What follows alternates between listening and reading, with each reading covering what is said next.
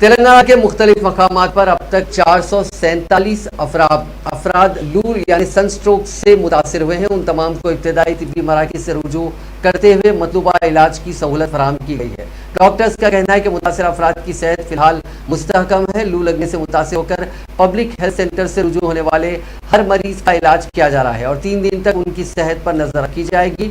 آشا ANM workers ہر روز سن stroke کے شکار افراد کی صحت کی تفصیلات جمع کر رہے ہیں۔ ڈاکٹروں کا کہنا ہے کہ ایسے مریضوں کے BP، دل کی دھڑکن، نبض کی شرح کی جانچ کی جا رہی ہے۔ متاثرین کے جسم میں پانی کی کمی کو دیکھتے ہوئے ORS گلوکوز ان کو دیا جا رہا ہے۔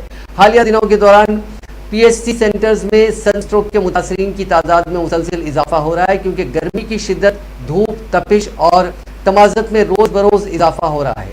محکمہ صحت نے عوام کو چوکس رہنے کا مشورہ دیا۔ محکمہ طب کے ایک سینئر اہلکار نے بتایا کہ چھوٹے تاجر گزشتہ ہفتے سے سن سٹروک سے سب سے زیادہ متاثر ہوئے، کیونکہ وہ کام اور کاروبار کے لیے زیادہ تر دھوپ کے وقت گھومتے ہیں، اسی لیے وہ سورج کی الٹرا وائلٹ شعاؤں کا شکار ہوتے ہیں۔ اسی لیے سبھی کو ایک ایڈوائز دی گئی ہے کہ سبھی اس گرمیوں کے دوران لو سے بچنے کے سبھی اقدامات کریں۔